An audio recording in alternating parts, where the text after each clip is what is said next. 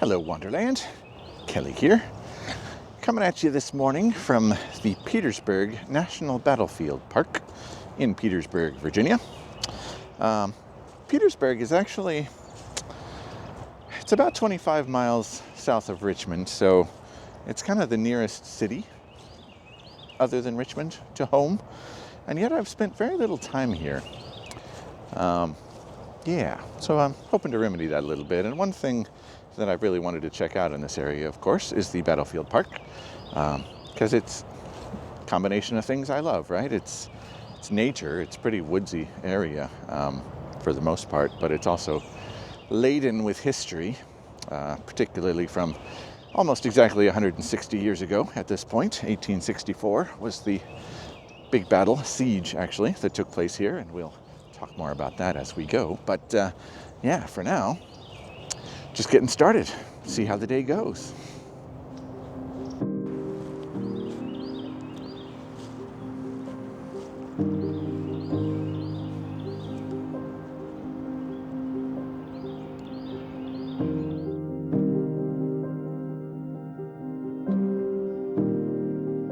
I'm starting out pretty close to the visitor center. There's actually a couple of visitor centers. This is a big park, but near the visitor center that I'm at, which I think is the Eastern Front Visitor Center.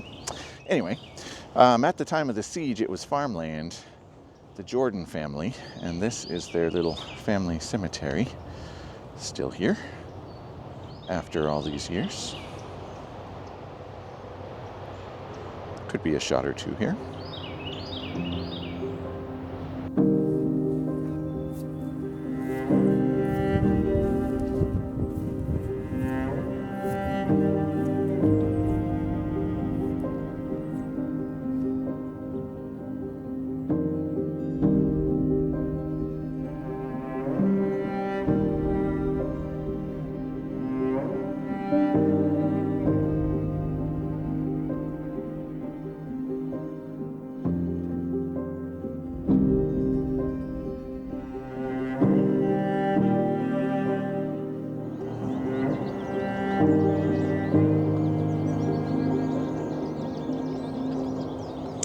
So, just stopped in at the visitor center before I started my hikes.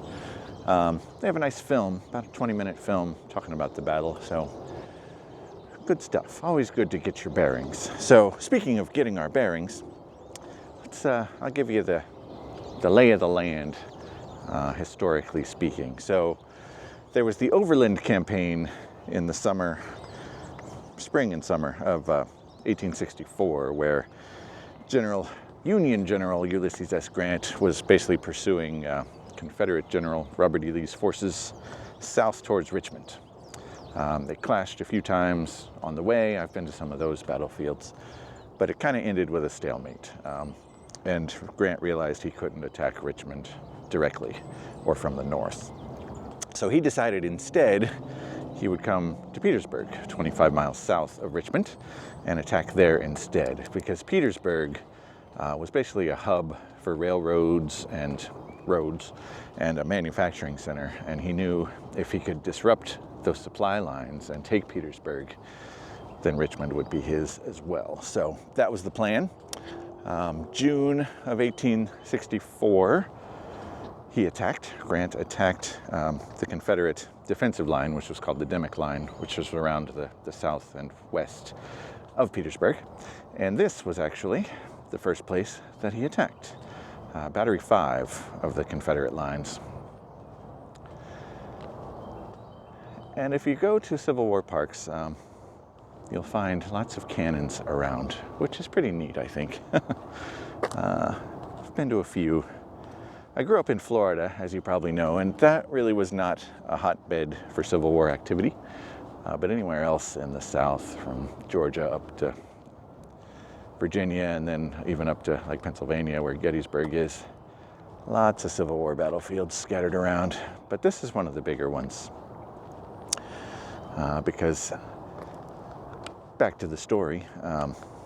After 4 days of fighting in June of 1864, Grant had captured some Confederate batteries along the line, but he really hadn't gained much of a foothold into Petersburg, and Lee still held Petersburg. So instead, Grant settled in for a siege. And actually, kind of ironically, those first attacks in those first 4 days, if Grant had continued to press his advantage, he probably would have captured the city with no problem, because Confederate forces were mostly up towards Richmond to guard the capital, which was Richmond. And there were not actually many forces around Petersburg to defend it.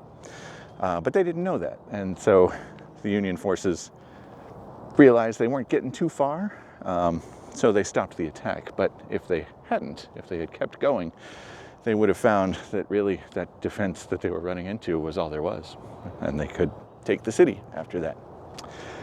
But that didn't happen. So instead, a 9.5-month siege began, which sounds like it was pretty terrible for both sides. Yeah. And there were a few other interesting stories along the way, which hopefully we'll get to today. But yeah, the gist of it is, after that 9.5 months, finally Grant managed to capture the various railroads and roads leading into Petersburg, cut it off pretty well, made the forces pretty desperate, the Confederate forces, that is, and civilians for that matter.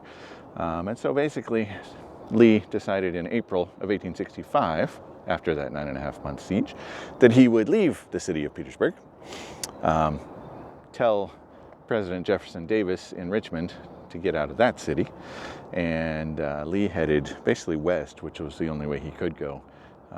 And he ended up at Appomattox Courthouse, where Grant caught up to him, had a little battle there, and that was the end of the line. Lee surrendered on April 9th, 1865. There you go. The end of the Civil War, which really kind of pivoted around right here in Petersburg. So, it is appropriate that I check it out. Let's do that.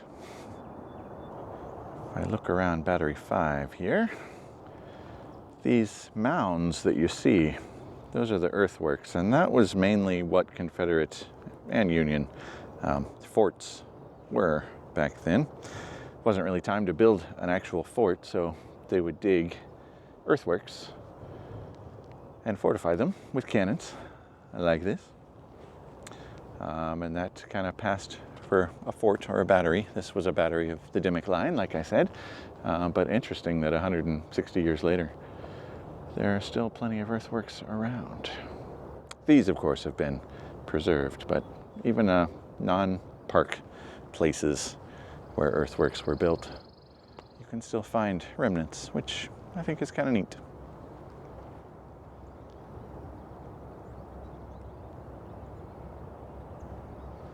And here we have the Dictator, which is this little guy.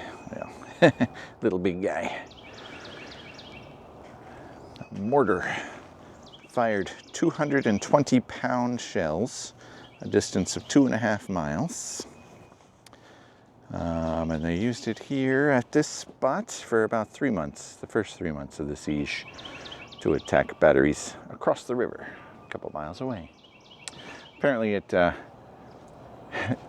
tended to damage its platform as it was fired, because it was so massive and exerted so much force. So yeah, that's why they only used it for a few months. Interesting.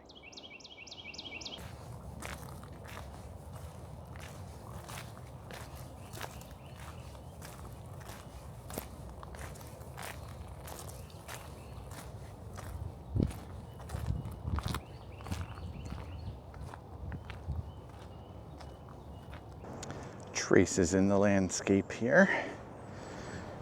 Beyond this sign, and you can see in the ground here, the stone foundation. Hopefully you can see that. Oh, there it is.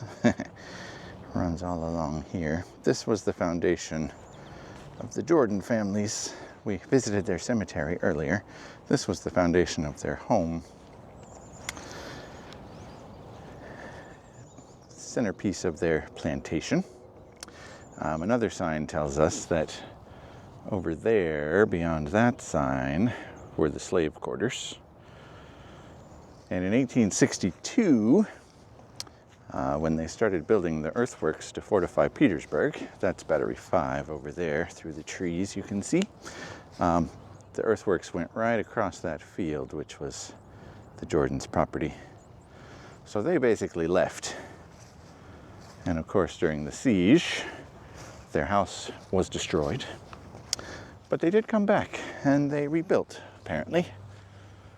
I don't know much beyond that, but interesting footnote. Flowering dogwood here, I think. Very southern.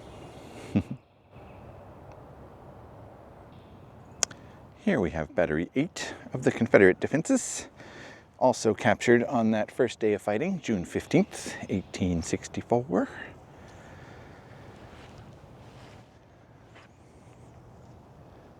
Not a lot to it. Earthworks remaining, of course. There's a cannon here in front of me. But this might be kind of a nice shot. Over there, pan down here, on the earthworks, there's some trees, pretty gnarly, with some flowers on them. So I am wondering if I can get an angle where I get the cannon with that tree in the background. Obviously here the cannon is largely in shadow and the sun has come out. It's a beautiful day now. So the trees are in sunlight. So that, I think, would be a candidate for an HDR shot. So let me set up somewhere and see if I can get that shot. All right, so you're kind of seeing the shot that I want to get, right? Cannon, trees. But there's about, I want to say 75 feet between those two subjects. So what I'm going to do is back up, use my long lens, and do some zoom compression to try to bring those trees closer to the cannon. So I'm going to kind of go over here, and hopefully the camera will follow me. And I'm actually, there's a pretty big field here, so I'm going to go way back.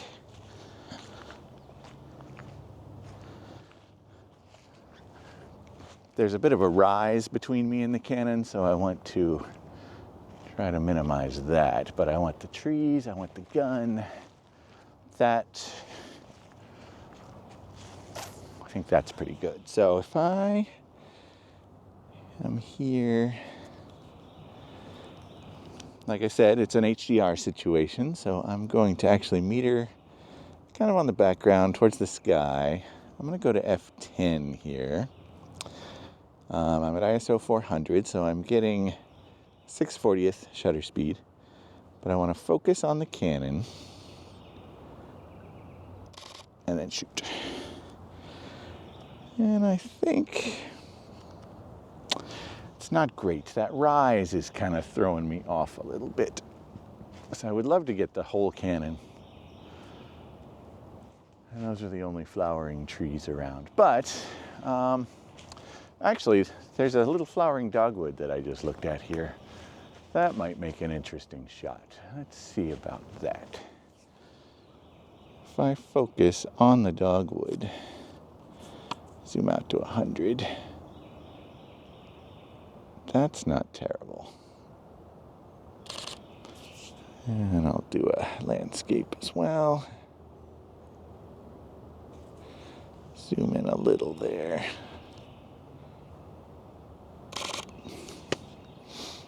Hopefully that's good.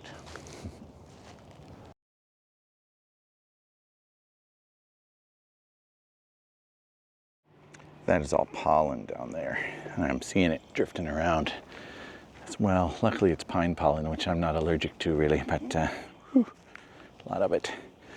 So now we're talking. This is more of a reconstructed area. In fact, let's look at the sign over here to see what we're looking at. I think this is another Confederate battery or fort. Recreated here are samples of some of the infantry earthworks that ringed Petersburg. Yes. So you can see cabin. Might make an interesting shot. Not much inside. Another one over there. But here is more of a fortification, which is kind of cool. Trenches. This siege was basically trench warfare. 50 years before World War I. Some more cannons and a mortar. Over here you can see it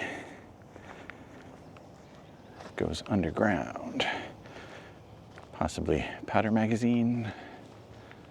Those had to be kept safe from getting hit and exploding, as you might imagine.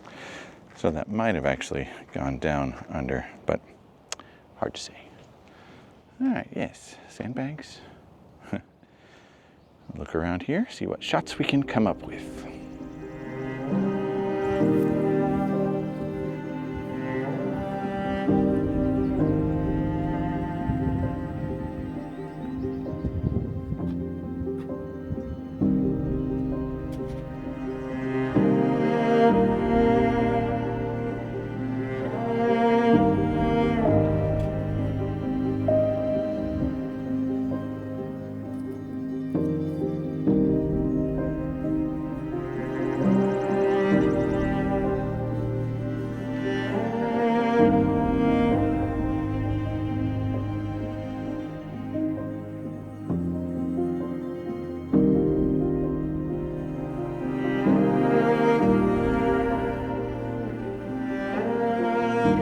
This is Fort Stedman,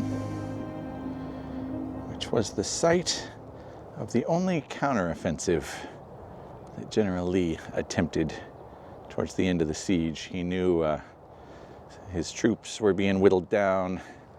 They were spread too thin around the line, 37-mile line they were trying to hold. And he knew eventually it was only a matter of time before Grant would break through somewhere. So he pulled some troops from another part of the line and sent them to attack here. And at first it was going okay, but within 4 hours, Union reinforcements arrived, pushed back the attack, and then that afternoon they attacked the weakened part of the line where Lee had removed troops from and broke through there themselves. So that was kind of the beginning of the end, if you will, March 25th, 1865. Another remnant in the landscape of what used to be a house. Really not much left of this one. There's a little bit of concrete here at the corner, and this little bit of brickwork over here. Because really, this area that we're in here, are you seeing that? Hopefully, yeah, okay. This was all farmland, right? So it's not like the armies had land to build forts on. They picked where to put their forts and fortifications based on what made sense strategically. So if that was your farmland, you were kind of out of luck. They seized a lot of farmhouses to use as headquarters, officers' quarters, hospitals sometimes. I've been to a couple that were hospitals, one of which still had the blood-stained wooden floors, which 160 years later, interesting. I'm stepping carefully because we got some rain in the last couple days. It's pretty soggy in this field I'm walking through. Okay, so over here, some more cannons. Might make a shot or two. Things continue off in the distance over the hill there, so this might be a little bit of a hike here. Let's see what else we can see. And here, in that first 4 days of fighting in June of 1865, the 1st Maine Heavy Artillery Regiment attacked up this hill towards Fort Stedman. And they were green troops. They'd been stationed around Washington, D.C. for defense and hadn't really seen combat. So they were sent here to help with the assault on Petersburg. And the veteran troops who were supposed to back them up did not. So about 900 men of the 1st Maine charged up towards the fort and basically got cut to shreds. I think over 632 casualties, 115 of those were death, 28 missing, about 500 wounded. So yeah, not a great day for those guys. Pretty day here, though.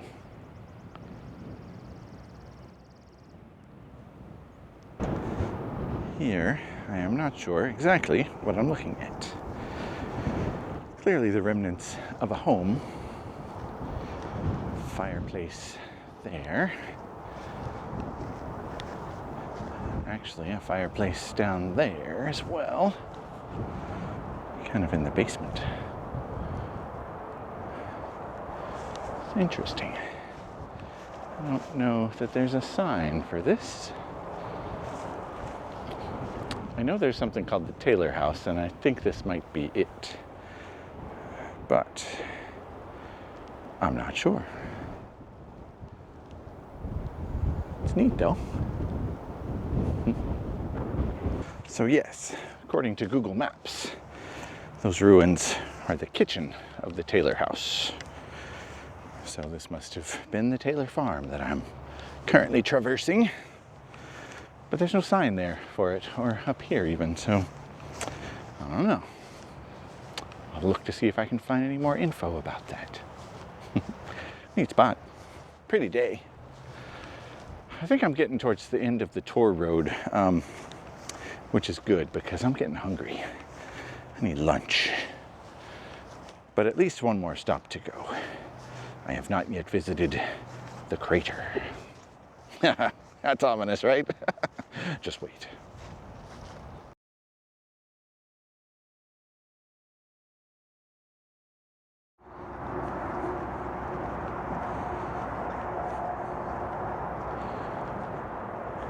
To crater that way, or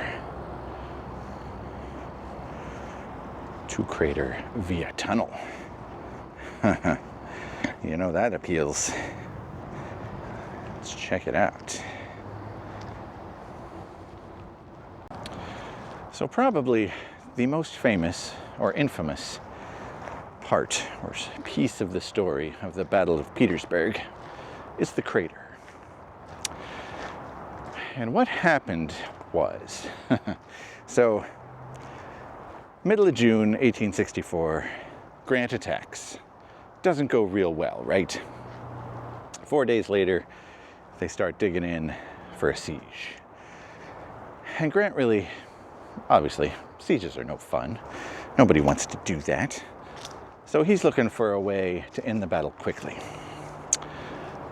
Break through the Confederate lines, take Petersburg, move on to Richmond. That's Grant's goal.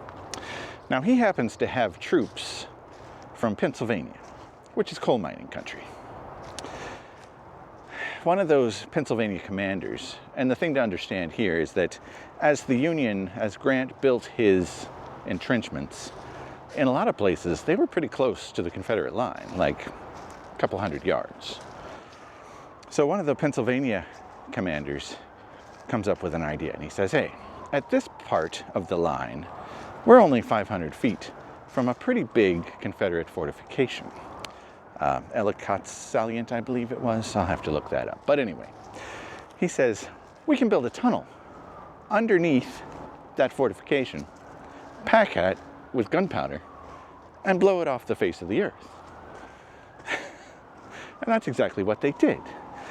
So 3 weeks, they dig the 500-foot tunnel, these Pennsylvanians. It kind of makes a T underneath the Confederate fortification. They pack it with, I believe, 8,000 pounds of gunpowder. And at about 4:45 a.m. on, well, let me back up just a little. So July 30th was the date of the explosion. And what Grant did, I think maybe the day before, he kind of faked an attack up towards Richmond to try to draw some defenders from Petersburg up to Richmond. Because he didn't necessarily want, well, as they broke through the line, he didn't necessarily want a huge slaughter, but he also didn't want that many defenders around behind the lines as they rushed into the aftermath, basically, and tried to take Petersburg. So 4:45 a.m. on the 30th of July, 1864, they detonate the explosives in the tunnel. 352 Confederate defenders above that are immediately killed, of course. The salient, the fortification, no longer exists. There's now a crater, 30 feet deep, 120 feet wide, something like that. So far, so good. But then, as the Union troops rush in, they are supposed to go around the crater, basically, but instead they kind of run right into it. 30 feet, a 30-foot hole, 30-foot deep hole, ringed with Confederates, armed, of course. So basically all the troops, the Union troops that rush into the crater get decimated. Yeah, so really didn't go very well. And I believe, well, I know General Grant said it was basically the worst thing in his experience of war that he'd ever seen. It was a stupendous failure, I believe were his exact words. This is pretty. I don't know if I'm in the right place though. Got a creek running here. Nice bridge over it. Hills in the distance. I just don't know if I'm actually heading towards what I think I'm heading towards, but we'll find out and continue the story of the crater. Okay, so you can't actually go in the tunnel, which makes sense. The end of it obviously was pretty destroyed on the day of the explosion. I didn't think they redug it or anything, but this is the entrance and you can look into it for a ways. Kind of ends right up there, but really an interesting little piece of history right there. So that tunnel was dug by hand, basically, and they only had cracker boxes, wooden boxes, to haul the dirt out and dump it in the ravine behind me, so it wouldn't be spotted. Because obviously, a big pile of dirt would be a kind of a key giveaway what you're doing. Impressive. When I'm at places like this, I always wonder how many of the trees were around at the time. I feel like this one might have been huge. Live oak, maybe? No, I'm not sure what that is actually. But it's big.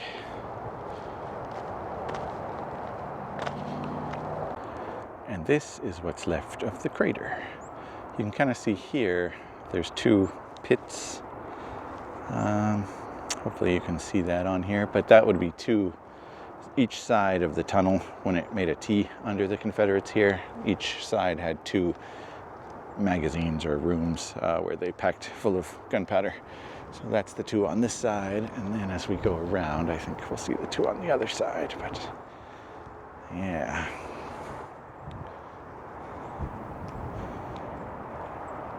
I think the other sign said only 100 and something Confederates were killed in the explosion. Maybe 352 was total casualties, so killed and wounded. Still, heck of a way to wake up. Not to make light of it, but sometimes you have to.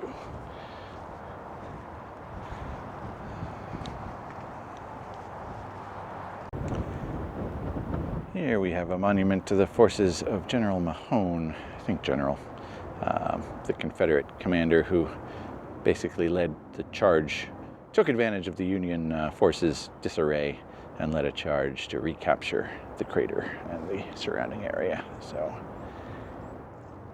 hence the spectacular failure.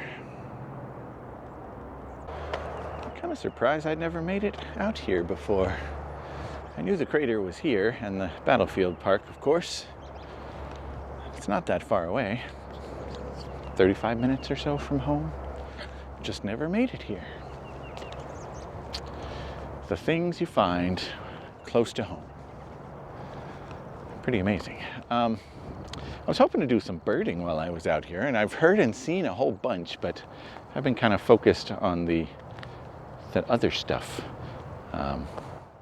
Yeah, the historical piece that I really haven't shot many birds. I did see some deer off in the field, shot some of them, and that was cool. Oh, I just saw a goldfinch.